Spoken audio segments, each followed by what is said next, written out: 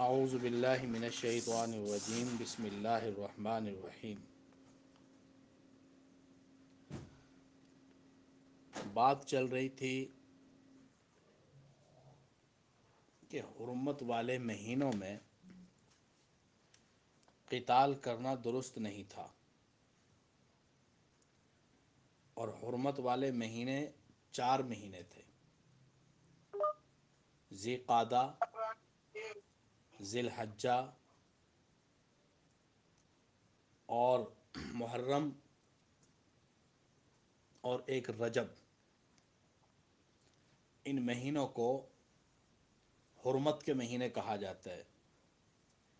باپ کا قاتل بھی کہیں مل جاتا تو لوگ اس سے بھی کچھ نہیں کہتے تھے۔ ان مہینوں میں ڈاکو ڈاکہ نہیں ڈالتے تھے۔ حضور صلی اللہ علیہ وسلم صلح حدیبیہ کے موقع پر جب عمرے کے بغیر واپس چلے گئے اور اگلے سال عمرے کو قضا کرنے کے لیے آئے، تو صحابہ کے دل میں یہ خیال پیدا ہوا کہیں کافر لڑنے کے لیے تیار نہ ہو جائیں۔ اگر ایسا ہوا تو حرمت والا مہینہ ہے اور حرم ہے، تو ہم لڑائی کیسے کریں گے؟ تو اللہ رب العزت نے فرمایا کہ الشہر الحرام بالشہر الحرام، حرمت والا مہینہ بدلہ ہے حرمت والے مہینے کا۔ الشہر الحرام، شہر مہینہ، الحرام حرمت والا، عزت والا، کہ حرمت والا مہینہ بالشہر الحرام، حرمت والے مہینے کا بدلہ ہے۔ والحرمات، اور حرمت کی چیزیں، والحرمات اور حرمت کی چیزیں، قصاص بدلے کی چیزیں ہیں۔ جو چیزیں حرمت والی ہوتی ہیں وہ بدلے کی چیزیں ہوتی ہیں، کہ اگر آگے والا بھی ان کا خیال رکھے تو آپ بھی خیال رکھو، اور اگر وہ خیال نہیں رکھتے تو آپ پر بھی ان کا خیال رکھنا ضروری نہیں ہے۔ یہ بدلے کی چیزیں ہیں۔ تو حرمت والا مہینہ حرمت والے مہینے کا بدلہ ہے، اور حرمت کی چیزیں بدلے کی چیزیں ہیں۔ فمن اعتدی، پس جو زیادتی کرے، علیکم تم پر، فاعتدوا، تو تم بھی زیادتی کرو، علیہ اس پر، اگر وہ زیادتی کریں تم پر، فاعتدوا، تو تم بھی زیادتی کرو، علیہ اس پر، بمثلی، اس کے مثل، ما اعتدی، جو اس نے زیادتی کی، علیکم تم پر۔ زیادتی کا بدلہ زیادتی نہیں ہوتا، زیادتی کا بدلہ انصاف ہوتا ہے، لیکن اس کو کہتے ہیں بلاغت کی زبان میں مشاکلت، کہ جیسے سامنے والے نے بات کی اسی انداز میں اس کا جواب دے دیا، ورنہ زیادتی کا بدلہ انصاف ہوتا ہے۔ کسی نے کسی کے ساتھ زیادتی کی اور پھر اس کو بدلہ دلوایا گیا تو وہ زیادتی نہیں، وہ تو انصاف ہے۔ 6-7 سال کی زینب کے ساتھ زیادتی کر کے قتل کر دیا گیا، عدالت نے اس مجرم کو پھانسی کی سزا دی، تو عدالت نے انصاف کیا، اس کو اس کے کیے کا بدلہ انصاف ہے، اس کے ساتھ زیادتی نہیں ہے۔ لیکن ہم بھی اپنی اردو زبان میں ایسے ہی کہتے ہیں بھی زیادتی کا بدلہ تو زیادتی ہوتا ہے، برائی کا بدلہ تو برائی ہوتا ہے، کہ جزاء سیئۃ سیئۃ مثلھا، کہ برائی کا بدلہ تو اسی طرح کی برائی سے دیا جاتا ہے۔ اس کو کہتے ہیں مشاکلت۔ تو جب اللہ تعالیٰ یہ فرما رہے ہیں فمن اعتدی علیکم، جو زیادتی کرے تم پر، فاعتدوا، تو تم بھی زیادتی کرو، علیہ اس پر، بمثل ما اعتدی، اس کے مثل جو اس نے زیادتی کی، علیکم تم پر۔ تو یہاں پر جو یہ الفاظ استعمال کیے جا رہے ہیں ان کی زیادتی کے بدلے میں زیادتی کے، یہ مشاکلتاً ہیں۔ واتقوا اللہ، اور ڈرو اللہ سے، اور ڈرو اللہ سے، وَاعْلَمُوا، اور جان لو، ان اللہ، کہ بے شک اللہ، مع المتقین، پرہیزگاروں کے ساتھ ہے۔ یہ کامیابی کی کنجی ہے، یہ وہ واحد چیز ہے کہ جس کے اوپر دونوں جہانوں کی کامیابی کا انحصار ہے، تقوی، پرہیزگاری۔ اللہ رب العزت ساتھ ہے متقین کے، پرہیزگاروں کے۔ و- جب اللہ کے راستے میں لڑائی کی بات آتی ہے، جہاد قتال کی بات آتی ہے، تو قتال کے لیے مال بھی خرچ کرنا پڑتا ہے۔ اگر مال خرچ نہ کیا جائے تو دفاعی میدان میں انسان کمزور پڑ جاتا ہے۔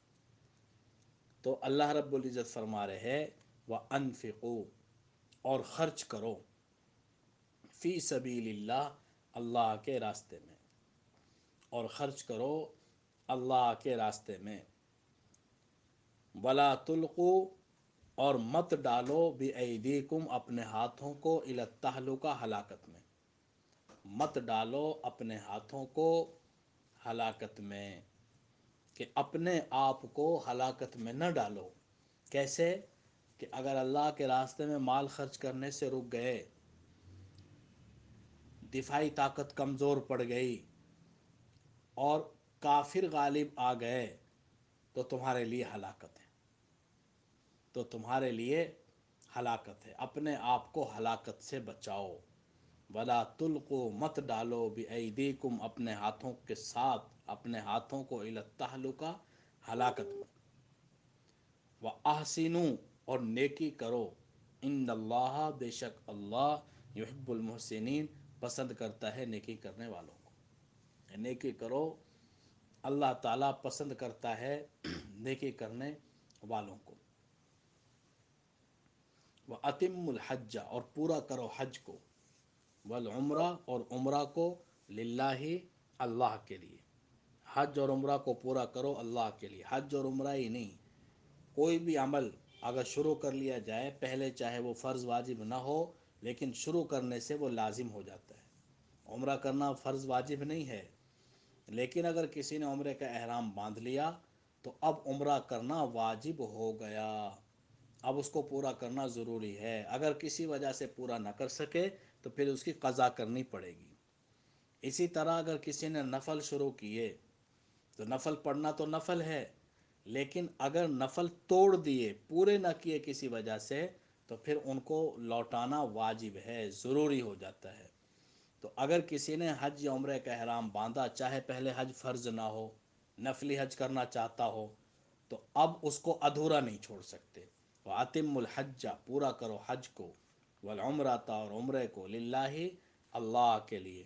سارے اعمال ہی اللہ کے لیے ہوتے ہیں، لیکن حج اور عمرے کے لیے خاص طور پہ فرمایا، کیونکہ بہت بڑے اعمال ہیں اور کبھی کبھار انسان کو نصیب ہوتا ہے۔ تو اگر اتنا بڑا عمل بھی شہرت کے لیے، عزت کے لیے، معاشرے میں بڑا بننے کے لیے کیا، تو بہت بڑے خسارے کی بات ہے، کیونکہ کبھی کبھار زندگی میں موقع ملتا ہے، وہ بھی کسی کو ملتا ہے، کسی کو نہیں ملتا۔ فَإِنْ أُحْصِرْتُمْ، اور اگر تم روک دیے جاؤ، جیسے صحابہ کو روک دیا گیا تھا، حضور کو روک دیا گیا تھا حدیبیہ کے مقام پہ عمرہ کرنے سے، حالانکہ احرام باندھا ہوا تھا صحابہ نے اور حضور علیہ السلام نے، تو اگر تم روک دیے جاؤ، فَمَسْتَيْسَرَ، تو جو آسانی سے مہیا ہو، من الہدی، ہدی، قربانی کا جانور جو آسانی سے مہیا ہو، اسے ذبح کر دو۔ اگر کسی نے حج کی عمرے کا احرام باندھ لیا اور پھر کسی وجہ سے روک دیا گیا، مثال کے طور پہ کوئی ایسے حالات ہو گئے کہ اب نہیں جا سکتے، حکومت نے روک دیا، ڈپورٹ کر دیا، یا پاکستان سے ہی نہ جا سکا، تو اور عمرہ یا حج ادھورا چھوڑنا پڑ گیا، تو ایسی صورت میں قربانی کا جانور بھیجا جائے گا جو حرم میں ذبح کیا جائے گا، اور وہ جب ذبح ہوگا تو پھر یہاں پر یہ احرام کھول دے گا، اور آئندہ زندگی میں پھر اس کی قضا کرنی ضروری ہے۔ ولا تحلقوا، اور مت حلق کرواؤ، مت سر منڈواؤ، ولا تحلقوا، اور مت حلق کرو، رؤوسکم، اپنے سروں کا، مت منڈواؤ اپنے سروں کو، حتیٰ، یہاں تک کہ، یبلغ الہدی، پہنچ جائے ہدی، قربانی کا جانور، محلہ، اپنے مقام پر، محل اس کا حرم ہے، کہ جب تک وہ حرم میں نہ پہنچ جائے اس وقت تک سر نہ منڈواؤ۔ سر نہیں منڈوائیں گے تو احرام بھی نہیں کھول سکتے۔ احرام تب کھولا جائے گا جب سر منڈوایا جائے گا۔ فمن کانا، پھر جو ہو، منکم، تم میں سے، مریضاً، بیمار، او بھی، یا ہو اس کے ساتھ، اذن، تکلیف، من رأسہ، اس کے سر میں، جو بیمار ہے یا اس کے سر میں کوئی تکلیف ہو گئی اور اس کی وجہ سے سر منڈوانا پڑا، کوئی زخم لگ گیا خدا نخواستہ، اب گر پڑا، سر میں چوٹ لگ گئی، بال کاٹنے پڑ رہے ہیں، سر منڈوانا پڑ رہا ہے، یا سر میں کوئی ایسی تکلیف ہو گئی، اتنی خشکی ہو گئی، یا کوئی ایسی بیماری پیدا ہو گئی جس کی وجہ سے سر منڈوانا لازمی ہو گیا، تو ایسی صورت میں فدیتن، فدیہ دینا ہے، من سیام، روزوں سے، او صدقاتن، یا صدقہ سے، او نسکن، یا قربانی سے۔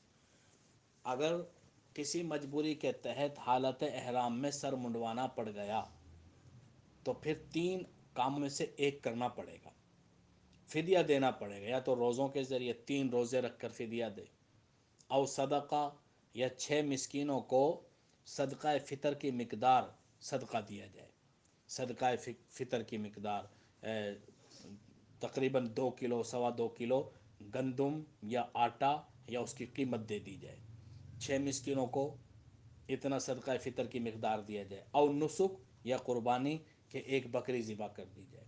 ان 3 کاموں میں سے ایک کام کرنا پڑے گا جس نے سر منڈوا دیا حالت احرام میں۔ فَإِذَا أَمِنْتُمْ، پھر جب تم حالت امن میں ہو، یہ بات ختم ہو گئی پہلے والی، امن ہو گیا، کوئی سر میں تکلیف نہیں، کوئی مسائل نہیں، اب معمول کا ایک حج عمرہ کر رہے ہیں آپ۔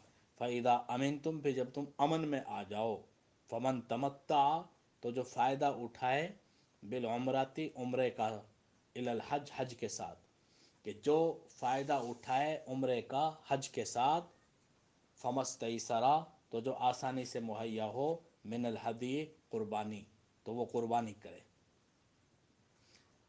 حج کی 3 اقسام ہیں، حج افراد، حج قران، اور حج تمتع۔ حج افراد، حج قران، حج تمتع۔ حج افراد کہتے ہیں کہ آدمی حج کے لیے جائے اور حج کر کے واپس آ جائے، پھر اس میں عمرہ نہیں ہوتا۔ دوسرا یہ ہوتا ہے کہ آدمی جاتا تو حج کے لیے ہے، لیکن پہلے آدمی احرام باندھتا ہے اور عمرہ کرتا ہے، عمرہ کر کے احرام کھول دیتا ہے، اور حج کے دنوں میں 8 ذی الحجہ کو پھر دوبارہ احرام باندھتا ہے حج کا، اس کو حج تمتع کہتے ہیں۔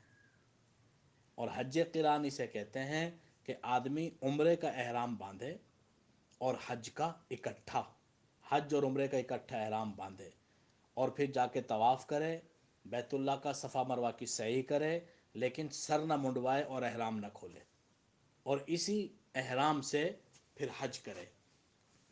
حج تمتع میں یہ ہوتا ہے کہ عمرہ کر کے احرام کھول دیا جاتا ہے، حج کے دنوں میں دوبارہ احرام باندھا جاتا ہے۔ تو جو آدمی حج تمتع کرے یا حج قران کرے، تو اس نے ایک سفر میں 2 فائدے حاصل کیے ہیں، گیا تو حج کے لیے تھا لیکن ساتھ عمرہ بھی کیا ہے، تو اس کے شکرانے کے طور پہ قربانی دینا واجب ہے۔ فمستیسرا، جو آسانی سے مہیا ہو، من الہدی، ہدی، تو وہ اللہ کے راستے میں قربان کرے۔ فمن لم یجد، پھر جو نہ پائے، اگر کسی نے حج تمتع یا حج قران کیا لیکن اس کے پاس قربانی کے پیسے نہیں ہیں، فمن لم یجد، پھر جو نہ پائے، فصیام، تو روزے رکھنا ہے، 3 ایام، 3 دن کے، فی الحج، حج میں، و7، اور 7 روزے، اذا رجعتم، جب تم لوٹو۔ اگر کسی کے پاس قربانی کے پیسے نہیں ہیں تو پھر 10 روزے رکھے گا، 3 حج کے دنوں میں اور 7 حج سے فارغ ہو کر۔ جو 3 روزے حج کے دنوں میں رکھے جائیں گے وہ رکھنے ہیں 9 ذی الحجہ کو، آخری روزہ ہونا چاہیے، 7، 8 اور 9، 7، 8 اور 9 شوال کو، اس کو ذی الحجہ کو روزے رکھے جائیں گے، اور 7 روزے پھر حج سے فارغ ہونے کے بعد رکھے جائیں گے۔ فمن لم یجد، جو نہ پائے، فصیام 3 ایام، تو روزے رکھنا ہے 3 دن کے، فی الحج، حج میں، و7، اور 7، اذا رجعتم، جب تم لوٹو۔ تلک عشرۃ کاملہ، یہ 10 ہو گئے پورے، تلک، یہ، عشرۃ، 10 ہیں، کاملہ، پورے۔ ذالک، یہ سہولت، لمن، اس شخص کے لیے ہے، لم یکن، جو نہ ہو اہلہ، اس کے گھر والے، حاضری، رہنے والے، حاضر ہونے والے، المسجد الحرام، مسجد حرام میں۔ یہ جو سہولت ہے کہ ایک سفر میں 2 کام، کہ گیا عمرے کے لیے، حج کے لیے، اور عمرہ بھی کیا، تو یہ سہولت اس کے لیے ہے کہ جس کے گھر والے حرم میں نہ رہتے ہوں، میقات میں نہ رہتے ہوں، باہر کا رہنے والا ہو، جس کو آفاقی کہتے ہیں، جیسے ہم یہاں سے جاتے ہیں، مکے کے رہنے والوں کے لیے سہولت نہیں ہے کیونکہ وہ عمرہ کسی بھی وقت کر سکتے ہیں، لہٰذا ان کے لیے یہ سہولت حاصل نہیں ہے۔ وہ حج کے دنوں میں صرف حج کریں گے، عمرہ وہ جب مرضی کر سکتے ہیں۔ واتقوا اللہ، اور ڈرو اللہ سے، واتقوا اللہ، اور ڈرو اللہ سے، وَاعْلَمُوا، اور جان لو، ان اللہ شدید العقاب، کہ اللہ تعالیٰ سخت سزا دینے والے ہیں۔ Allah Allah